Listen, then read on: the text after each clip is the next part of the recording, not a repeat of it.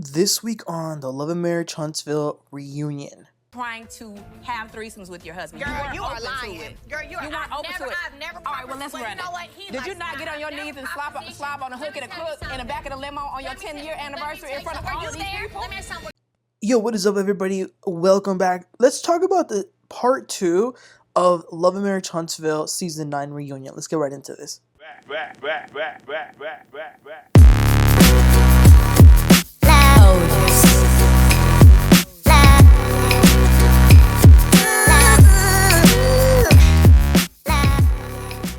Okay, you guys, so I've been covering Love and Marriage Huntsville on my channel, and matter of fact, I actually covered the first half of the season, because you know how they like to break this season up into 2 parts. I covered the entire part 1 of this last season, but I'm going to be totally honest with you guys, I really didn't have it in me to keep on reviewing part 2. It just got to a point where I just didn't have the energy to make a video about it, have to edit it, have to upload it.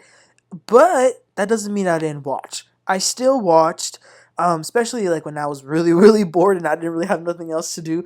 I would just, because I DVR'd the episodes, so I said, might as well watch it when I'm bored. So I actually, even though I haven't recapped it, I have watched every single episode. And this second part actually had a few things that I thought were kind of interesting enough for me to actually come on here to talk about. So we're going to get into the reunion, and then we're also going to get into the drama that happened after and the editing that they were forced to do, and we'll get to that. So this second part begins with Mel and Kimmi had just sort of gotten into it. Kimmi was really upset that Mel was going around spreading this rumor that Maurice had red lipstick on his lip when he got his mugshot. Now, I'm going to be totally honest with you guys. I really didn't see any lipstick. Yeah, his lips were a little pink, but that could have just been his natural lip color. I mean, I don't think there was red lipstick. I think that's a little far-fetched, a little bit of a conspiracy theory. Now, what I do agree with Mel on is take some accountability on it. At the end of the day, she said that her grandmother died because of a drunk driver. Listen, even if you haven't had someone who has died, I think we can see the danger of a person driving while intoxicated. And in my opinion, it's 100% unacceptable. So while I appreciate Kimmi, as a wife, I'm always going to expect a wife and a husband to have each other's back, especially in public. So I can't fault her for that. That's her man. She's going to defend her man even if he's wrong. But I will say I didn't like that neither one of them was taking accountability for what happened. They were talking in word salad and trying to be all legal. And it's like, okay, y'all are doing too much. So that was that. Then they move over to Melody and Miss Nell Fletcher this season. So they definitely had a bit of a bump in the road because Mel made a comment in the season after Miss Nell said, "I was your mentor," and Melody kind of laughed it off and said, "Mentor? I got a therapist, I got a mama, you were not my mentor." Now, I gotta be honest with y'all. I actually like the whole cast. I know some people love some people and hate others. I really don't hate none of them. I like them all. I think every one of them has some good things and some bad things. I'm really that into it, but I like all of them. I will say though, I feel for Miss Nell because even Chris Fletcher says that Miss Nell and him were mentors to Martell and Melody.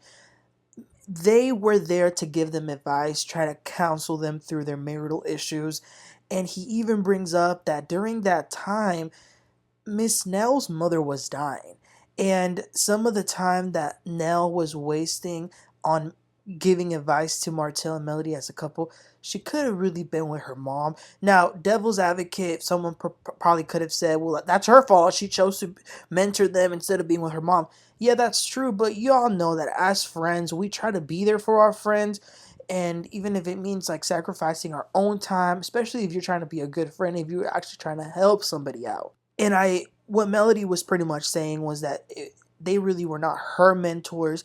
If anything, they mentored Martell more because he was the one that had, most of the issues. And I definitely understand her part, but at the same time, I feel like it was really reductive, and my heart truly went out for Miss Nell, because I think one of the worst feelings in life is feeling unwanted, and is feeling like feeling undervalued and unappreciated, especially if you actually care for that person. Miss Nell said that she always has and always will have a soft spot for Melody. So for Melody to be so flippant about it, and Miss Nell poured her heart out and said how it makes her feel, and Melody's response to her was, "Well, she's entitled to her feelings." No, Melody. And now I'll give Melody the benefit of the doubt. Maybe because she's used to everybody coming for her, she's maybe on the defense and is a little cold. But I would say you came across looking horrible, girl. That's your friend. She had your back. She tried to help you. So for you to try and downplay her advice, I thought that was super whack. All right, so then they move on and focus on Destiny's comeback. So they take a look at all of the scenes that she had this season, and she said that she came back because she had an unfinished story.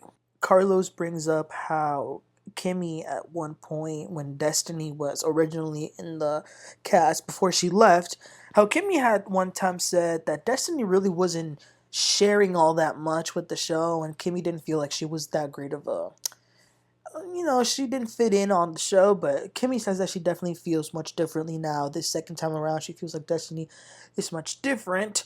They talk about Destiny and Martell. Now, everybody always has, well, I think we've all, as a collective, have thought that maybe, there must have been something that happened between them.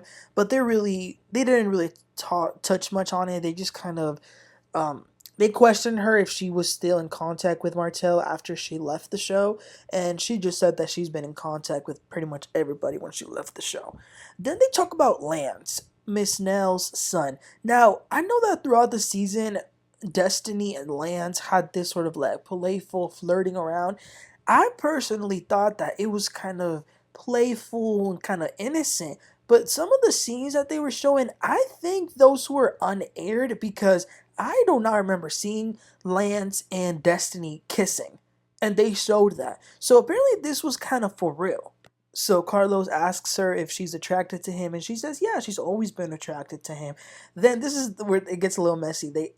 Carlos asks, like, what is the age difference? And well, first he asks Destiny, "How old are you?" And Destiny's like, "Oh, like I'm a grown woman." She is refusing to say what her age is. She then says that the age gap between them is like 5, 6, 7 years, and I'm like, okay, which one is it, 5, 6, or 7?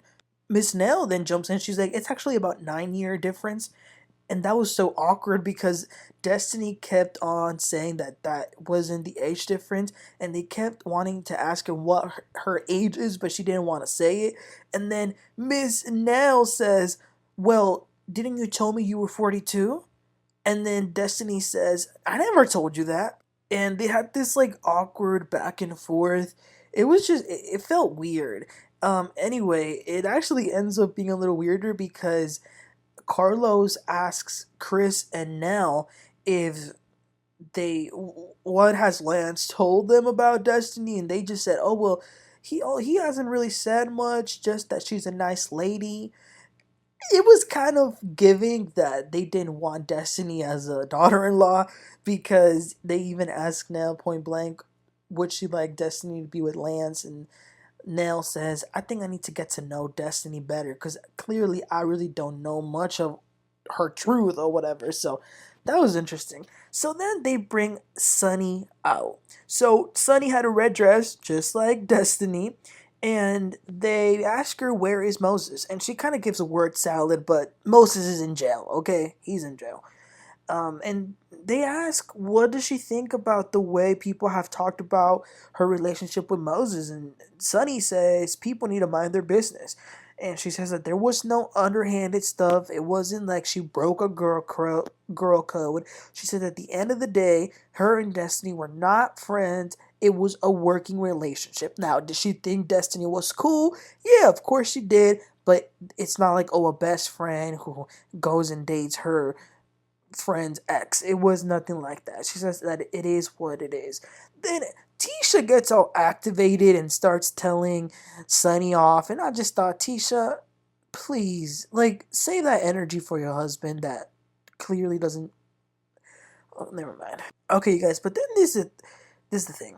Destiny had a crazy ass theory. Her theory is that Moses is the one that got with Sunny, so that with Sunny, that would be his vehicle to get onto the show, so that once he was on the show, he would have the opportunity to talk to Destiny. That is crazy. The fact that she thinks that Melody she just let out a huge laugh because that's ridiculous.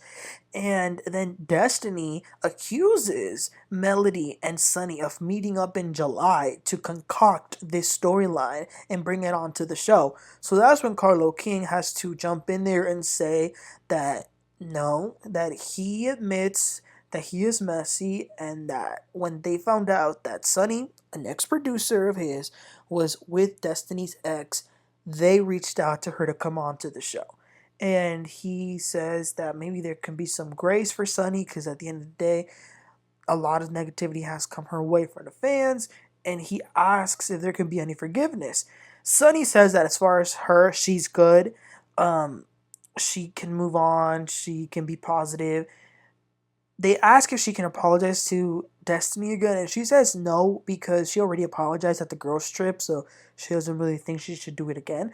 And then he asks Destiny if she could do the same, but Destiny says that because Sunny brought her child into this, that's it. It's a point of no return. So then they take a break, and Melody goes to Sunny's dressing room, and they talk about how ridiculous Destiny's theory is.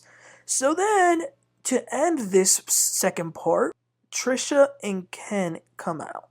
And they take a look at some of the scenes, and I just thought, oh my gosh, Tricia is such a hot mess. Like, seeing all the scenes again of her denying, but then admitting to it, but then denying that part, but then admitting to this part, it's like, oh my god, Tricia, like, what is going on in your head? So, Carlos King point blank asks her, did you sleep with Martell? Did you kiss Martell? Did y'all hook up? Did y'all flirt? Did y'all this? And she said no, no, no, no, no to all of his questions. And they ask Melody, what does she think? And she says she don't know Tricia. Who she knows though is her ex, and she knows that her ex will f anything. She literally said that he'll f anything. And then Carlos King asks Martell, did you and Tricia have sex? And Martell says, actually, we did. And everyone's just like, what? And then Martell's like, I'm just joking. I was like, okay, that was not funny at all. And Ken definitely didn't find that funny. So that was the end. And then from the preview for next week, the last part, they're going to bring out a special guest. And I think it's Stormi. So that'll definitely be interesting. Okay, guys, so let's get to the tea. So apparently there was something in the second part that they needed to edit out because Melody, I think, was upset about it and she kind of threatened legal action. Long story short, the episode was ready and it was going to be released. But after Melody's complaint, they had to go back and re-edit the episode once it aired. However, a streaming service by the name of Philo forgot, or I guess they didn't get the memo, and they left the unedited episode. Basically, this unedited episode included a segment where they talked about the time Destiny claimed that Melody was training women to respectfully cheat on Martell, and how Melody would groom people for threesomes, including herself. And of course, Melody denies it. Destiny seemed very adamant about it. In this unedited version, they also had a part where apparently there was a proposition made in a limo. I was like, what is going on? But Tisha claims that that was Martell, that it wasn't Melody. And there was a text that Tisha thought was a little inappropriate from Melody to Marsau, but it really wasn't inappropriate. All that was said was Marsau said to Melody, I'm wishing y'all the best. And Melody said, like, no, wish me the best. Now, I don't get why Tisha would see that as inappropriate, but that was pretty much it. So yeah, you guys, that was it for part 2. Let me know what your thoughts were. At the end of the day, I also want to say, do I believe Destiny? I can't say. I can't say if I believe her or not, because if I say I don't believe it, you know what? Stranger things have happened with people that we don't know. And if I say I believe it, I really have no proof. So I don't know. It is what it is. But y'all let me know what y'all think about the second part. Have you been watching the season? Have you been watching the reunion? And what are your thoughts? Let me know. Please don't forget to like and subscribe. And I'll catch y'all next time. Y'all have a great one. Bye.